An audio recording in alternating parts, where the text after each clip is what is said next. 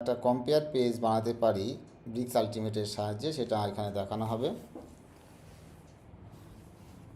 এটা আমার compare page, আমি 5টা আইটেম অ্যাড করেছি, তো লিস্টিংটা এইভাবে এসছে। তো প্রথমে আমরা যেটা করব, প্রথমে আমাদের যে ব্রিক্স আলটিমেট অ্যাডনটা আছে তার জেনারেল সেট প্যানেলে গিয়ে ট্যাবে গিয়ে কম্পেয়ার বলে যে এলিমেন্টটা আছে সেটাকে ইনেবল করব। করার পর আমাদের একটা পেজ ক্রিয়েট করতে হবে কম্পেয়ার বলে, বা যে কোনো একটা পেজ। আমি এখানে কম্পেয়ার বলে পেজ ক্রিয়েট করেছি, সেটাকে আমি এডিট করেছি ব্রিক্স এডিটর দিয়ে।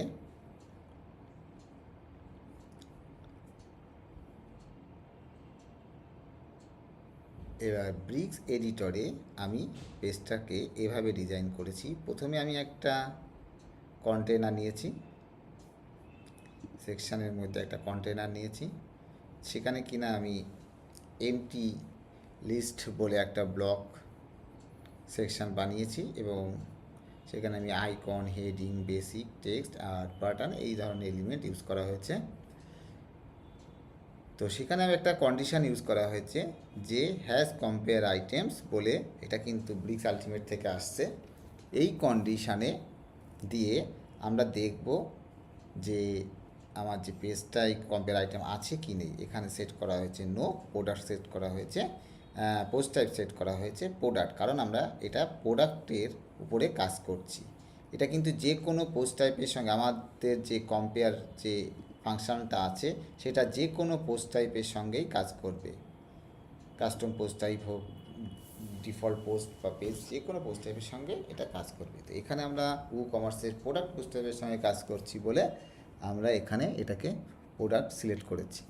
আচ্ছা, সেকেন্ড যে সেকশানটা নেওয়া হয়েছে কন্টেইনার, সেখানেও একটা এলিমেন্ট কন্ডিশান ইউজ করা হয়েছে। সেখানে কি হয়েছে, আমার আগেরটাই আমি লজিকটা সেট করেছিলাম নো, এখানে লজিকটা হচ্ছে ইয়েস। প্রোডাক্ট থাকলে আমাকে এই সেকশানটা দেখাবে। এই কন্টেইনারের ভেতরে বিইউ কম্পেয়ার আইটেমস বলে একটা এলিমেন্ট আছে, সেটা আমাদের কোথায় পাবো, সেটা আমাদের এখানে আছে। যখন আমি কম্পেয়ার এলিমেন্টটাকে ইনেবল করব, তখন কম্পেয়ার বলে একটা ক্যাটাগরি আমাদের যে লিস্ট আছে এলিমেন্টের সেইখানে শো করবে। তার আন্ডারে এই কম্পেয়ার আইটেমস বলে এলিমেন্টটা আছে, সেটাকে আমি কম্পেয়ার পেজে অ্যাড করেছি। অ্যাড করার পরে এখানে কিছু সেকশানস আছে যেগুলো দিয়ে আমরা এটাকে পেজটাকে ডিজাইন করতে পারি এবং কন্টেন্ট অ্যাড করতে পারি। কন্টেন্টটা আসছে রিমুভ, ইমেজ, টাইটেল, এইগুলো আসছে আমাদের কন্টেন্ট সেকশান থেকে, যেখানে প্রথমে আমাদেরকে পোস্ট টাইপটা সিলেক্ট করতে হবে, কারণ আমরা কোন পোস্ট টাইপের আন্ডারে কন্টেন্ট চাই। তো সেই পোস্ট টাইপটাকে আমরা সিলেক্ট করব। এখানে যেহেতু এটা কমার্সের প্রোডাক্ট, তাই প্রোডাক্টকে সিলেক্ট করেছি। তারপরে এটাকে আমরা আইটেম 1 বাই 1 অ্যাড করেছি, ফিল্ড অ্যাড করেছি। যেমন রিমুভের ক্ষেত্রে টাইপ এলিমেন্ট, কারণ এটা ডাইনামিক, এখানে অপশান আছে দুটো টাইপ, একটা হচ্ছে ডাইনামিক যেটা, একটা হচ্ছে এলিমেন্ট। আমি এখানে এলিমেন্টটা সিলেক্ট করেছি কারণ আমি একটা ইনবিল্ট এলিমেন্ট ইউজ করছি, যার লেভেলটাকে দিয়েছি রিমুভ। রিমুভ হচ্ছে এই যে লেফট সাইডে যে টেবিলটার যে হেডিংটা, সেই লেভেলটাই হচ্ছে সেই হেডিংটা। তারপরে এলিমেন্টটা হচ্ছে রিমুভ আইটেম, এইটা আসছে ব্রিক্স আলটিমেট থেকে। তো আমি রিমুভ আইটেম এলিমেন্টটা সিলেক্ট করেছি। এরপরে আমি কি করেছি, একটা আইকন অ্যাড করেছি, cross icon, delete icon, position left.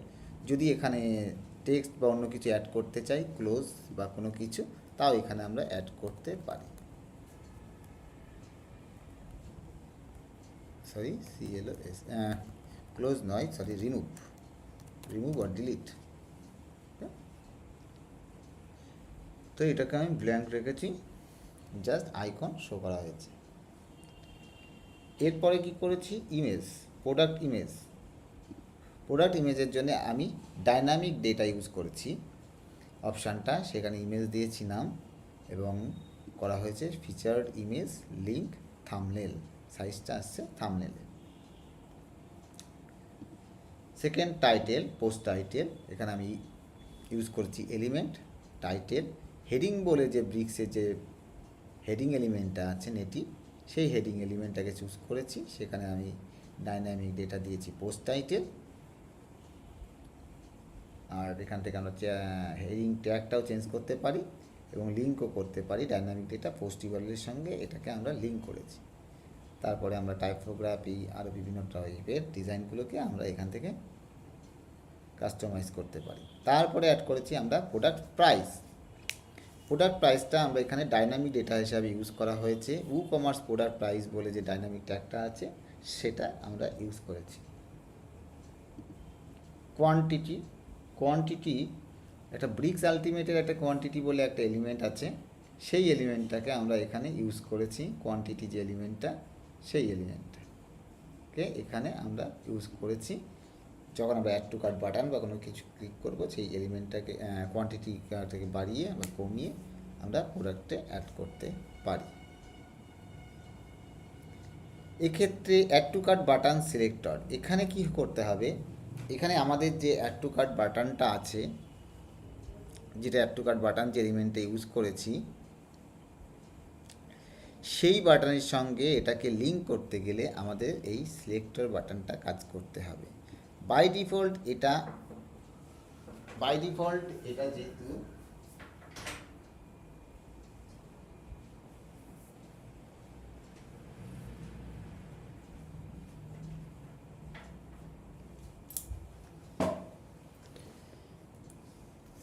View add to cart button element use করা হয়েছে, সেই জন্য এটা অটোমেটিক্যালি এটার সিনটেক্সটা দেওয়া আছে বিইউএটিসি, একটা ডাইনামিক ট্যাগ ইউজ করা হচ্ছে পোস্ট আইডি। আমরা একটা ইউনিক পোস্ট আইডি প্রত্যেকটার জন্য পাস করাচ্ছি যাতে আমরা সিলেক্টরটাকে ইউনিকভাবে পাই। তারপরে Bricks BU add to cart যে সিএসএসটা আছে এলিমেন্টটা, সেই এলিমেন্টটা ইউজ করা হয়েছে। এটা যদি আমরা ফ্রন্ট এন্ডে দেখি তাহলে কীভাবে আসছে অ্যাকচুয়ালি,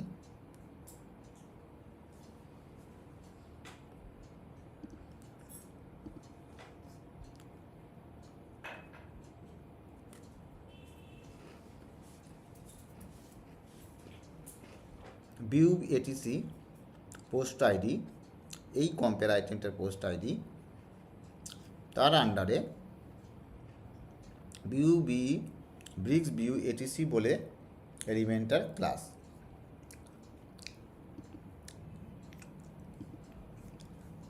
তো এটাকে সিলেক্টরটাকে আমরা এইভাবে সেট করেছি, সেটা হচ্ছে বিইউ এটিসি পোস্ট আইডি, তারপরে বিআরএক্সই বিইউ এটিসি।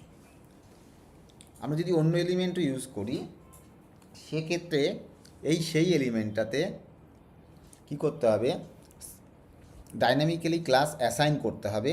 অ্যাসাইন করলে আমরা ডাইনামিক্যালি প্রত্যেকটা বাটনের জন্য ডাইনামিক্যালি একটা ইউনিক সিএসএস ক্লাস নেম পাবো, সেই ডাইনামিক ক্লাস নেমটাকে এইখানে অ্যাড করতে হবে। বাই ডিফল্ট এটা আছে বলে আমরা এখানে পুট করিনি।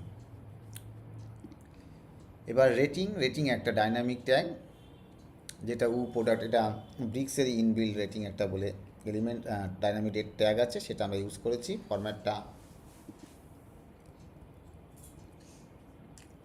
ফরম্যাটে দিয়েছি,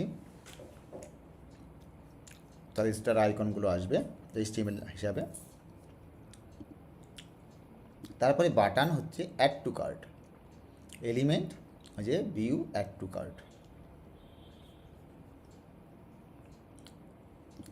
আমি এখানে custom add to cart button generate করতে পারি। সেক্ষেত্রে আমরা এলিমেন্টটা চুজ করব বাটন, বা ব্রিক্সের নেটিভ যে অ্যাড টু কার্ট এলিমেন্ট আছে সেটাও আমরা ইউজ করতে পারি। সেক্ষেত্রে আমাদের সিএসএস ক্লাসটাকে ডাইনামিক্যালি সেট করা যেতে পারে। .my CSS, তারপরে ডাইনামিক ট্যাগ ইউজ করবো পোস্ট আইডিটা, কারণ আমাদের ইউনিক হতে হবে, নাহলে পোস্ট আইডি পাস না করালে আমরা সেটাকে ইউনিক আইডি হিসাবে পাবো না।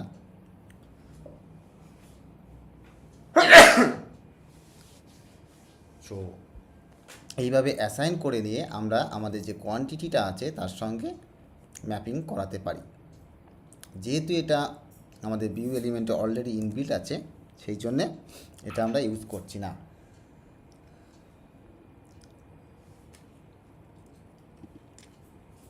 এরপরে প্রোডাক্ট এসকিউ, এটা একটা ডাইনামিক ডেটা। তারপরে স্টক ডাইনামিক ডেটা। এগেইন আমি রিবুট বাটনটাকে কপি করে লাস্টে পুট করেছি। আমরা চাইলে আরও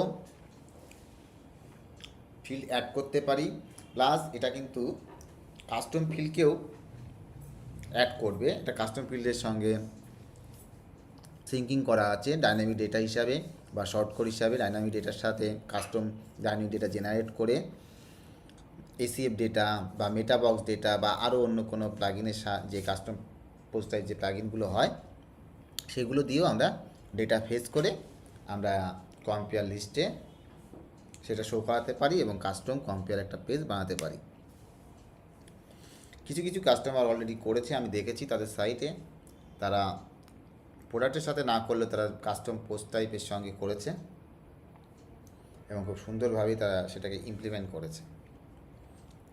এরপর হচ্ছে সমস্ত কিছু যা এখানে আছে এগুলো স্টাইলারের জন্যে, এটা লেবেলের জন্য, এই লেবেলটার জন্য এই লেবেল সেকশান, রিমুভ বাটনের জন্যে আমরা স্টাইল করতে পারি এক্সট্রা।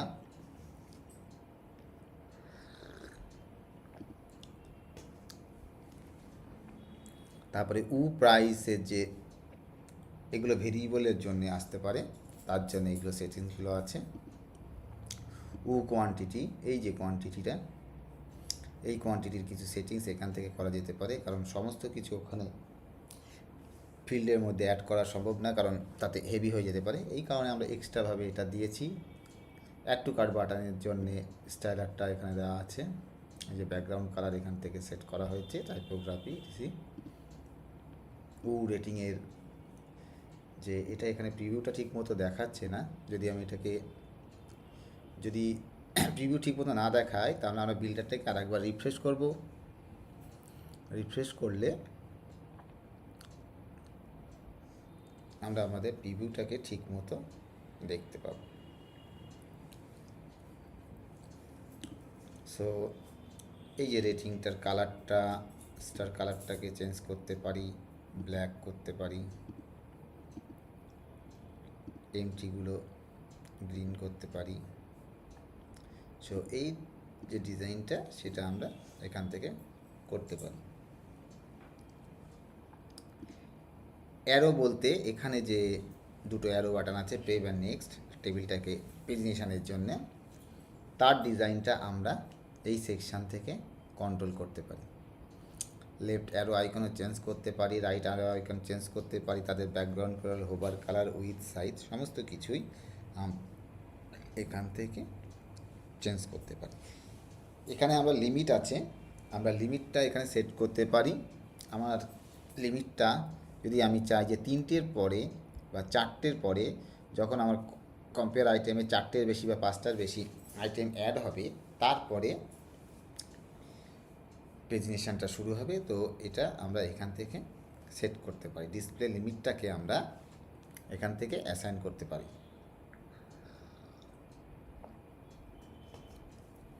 ধরি এখানে আমি একটা 3 দিলাম, রিফ্রেশ করলাম, কি হতে পারে আমাদের ডিজাইনটা?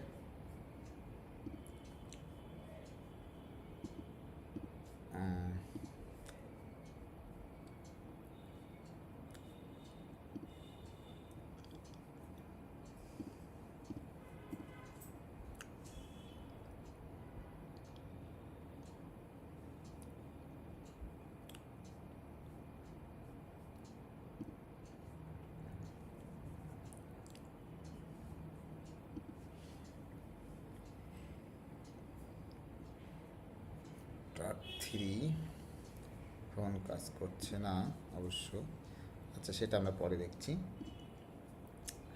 তো এইভাবে আমরা আমাদের কম্পেয়ার পেজটাকে জেনারেট করতে পারি। এখানে আর একটা জিনিস যেটা নতুন আমরা ইমপ্লিমেন্ট করেছি সেটা হচ্ছে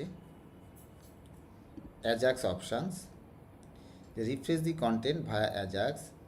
কী হয় আমি দেখেছি কিছু ক্লায়েন্ট তাদের কম্পেয়ার পেজে এখানে তাদের প্রোডাক্ট লিস্টটা প্রোডাক্ট কার্ড বা প্রোডাক্ট আইটেম এখানে শো করছে, যখন সে এখানে একটু কম্পেয়ার করছে তো আমার এই সেকশানটা আপডেট হচ্ছে না। তো তখন যাতে আপডেট হয় সেই কারণে এটাকে আমরা অ্যাজাক্সের মাধ্যমে আপডেট করব। ধরা যাক এটাকে আমি এখন আপডেট করলাম,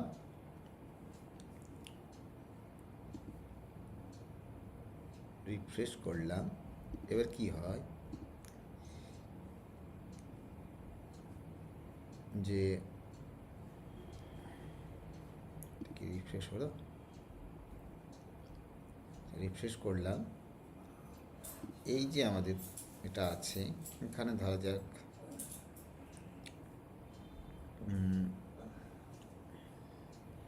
একটা আইটেমকে রিমুভ করছি। কোন আইটেমটা? আমাদের টেবিল পেন আইটেমটা।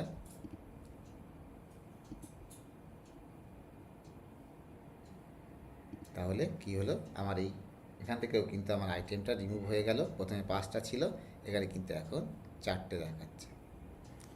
সেম ওয়ে এই পেজে আমরা একটা লিস্ট নিয়ে আসতে পারি। ধরা যাক হোম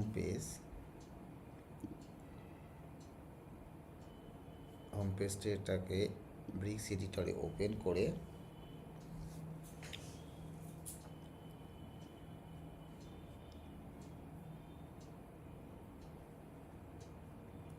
এই যে হট ডিল যে সেকশনটাকে আমি কপি করে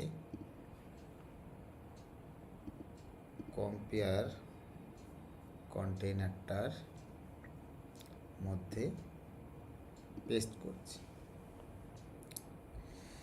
আচ্ছা, তাহলে পেস্ট হয়ে গেল, সব সেটিং চলে আসলো।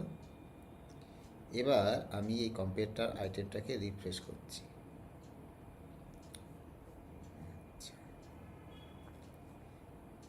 ব্লক প্যাডের জ্যাকেট এই আইটেমটা এখানে নেই, তো আমি এই আইটেমটাকে অ্যাড করছি।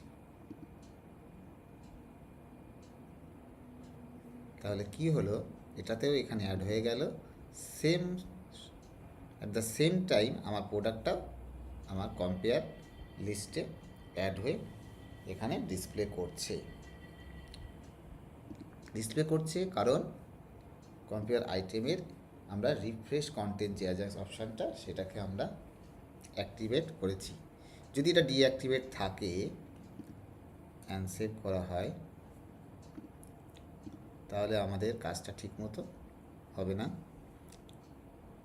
কারণ যদি আমি একটা প্রোডাক্ট আমাদের প্যানেল থেকে রিমুভ করি ফার্স্টটাই, তাহলে দেখা যাবে যে এখানে আমার 4টে শো করছে, এখানেও কাউন্টার শো করছে, কিন্তু আমার কম্পেয়ার লিস্টের আইটেমটা এখান থেকে রিমুভ হয়নি। এটা রিমুভ হয়নি, রিফ্রেশ করার পর রিমুভ হচ্ছে। সো এইভাবে আমরা আমাদের কম্পেয়ার পেজটাকে ক্রিয়েট করতে পারি।